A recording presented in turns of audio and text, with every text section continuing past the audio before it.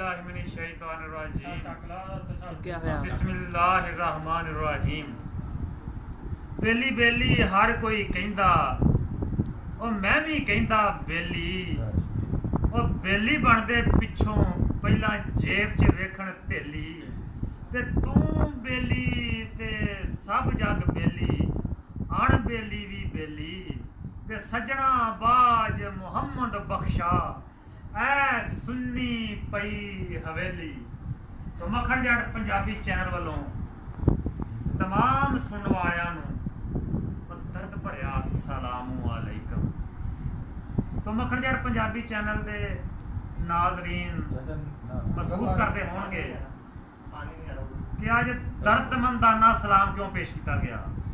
तो जनाब मैं इस टाइम जिस जगह बैठा ये हज़रत बाबा फरीदुद्दीन मसूद गंज शकर जिन्हां दा लकब ज़ुल अंबिया, मैं उन्हां दे मज़ार शरीफ दे इक हाते च बैठा।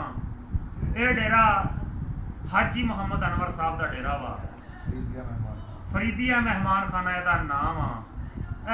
कैमरा मैन तू वहा यार इहदी सुंझ पई मैं तुहानूं वहाना चाहना वा। ते तुसीं बखूबी समझ जाओगे कि मैं मियां मुहम्मद साहब दा यह शेर क्यों पढ़िया वा, क्यों बोल मैं आखण ते मजबूर होया वा कि सजना बाज मुहम्मद बख्शा, ऐ सुन्नी पई हवेली। तो हजरात ग्रामी अज 8 मुहर्रमुल हराम दा दिन आ ते किवें हो सकदा सी कि 8 मुहर्रमुल हराम दा दिन भी होवे, मुहर्रम दा महीना भी होवे, दरबार आलिया हजरत बाबा फरीदुद्दीन मसूद गंज शकर दा होवे, तो मेहमान खाना फरीदिया मेहमान खाना होवे, मतवली भी हाजी अनवर होवे। तो 8 मुहर्रम वाले दिन भी इत्थे इंसान नजर ना आउण, इत्थे वो 7 कोहां ते दीवा बनने वाली गल पूरी पई हुंदी नजर आउंदी होवे। तो ये वेले दा अलमिया वा, ये ट्रैजेडी आ वेले दी या साडा ये अमालां दी सज़ा वा, जिथे हाजी राशन महमूद ये जेड़े गदाए बाबा फरीद तरे बाबा फरीद ने 3 साल भी हाज़री दे के अज लटकिया हुआ चेहरा लैके बैठे ने।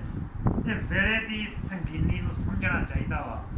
यकीन करो साढ़े ते तौबा दा वेला आ गया। मैं तुहानूं मेहमान खाने की सूरत विखाउणा वा। ऐ तुसीं देखो कि यह उही मेहमान खाना वा, यह जिथे देगां पकदियां सी, यह जनाब जिथे गहमा गहमी सी। यह तुसीं इहदी बर्बादी वेख लो, यह तुसीं इहदी जनाब इहदा सुंजपना वेख लो। इत्थे कोई इंसान नहीं नज़र आ रहा, ये सारे दा सारा सुंजा पिया वा। तो हज़रात इहदी वजह की आ? इहदी वजह साडे अमाल आ, इहदी वजह साडी नियात वा, इहदी वजह ए देखो इहदे च तकरीबन 10 मरले दा मकान आ और इहदे च तकरीबन 40 तो ज़्यादा कमरे जिहड़े गहमा गहमी हुंदी सी। एक वेला सी असीं भी आउंदे रहे इत्थे इन्नी गहमा गहमी सी, यकीन कर लो कि बहारां लगियां हुंदियां सी। अज तुसीं देख लो इत्थे किदां दी सुंज पई आ, इत्थे कोई नहीं नज़र आउंदा। ते आखिर ते मैं दर्द भरे अंदाज च कहना चाहना कि सज्जणा बाज मुहम्मद बख्शा, सुन्नी पई हवेली। चैनल नूं सबसक्राइब भी करिया जे। मजीद भी मैं तुहानूं बाबा साहब के मुतलक उन्हां दे हालात जिंदगी के मुतलक वीडियोज़ विखावांगा। अज मैं इस दरबार ते ही हाँ। तो मक्खण जट पंजाबी चैनल वालों अस्सलाम वालेकुम।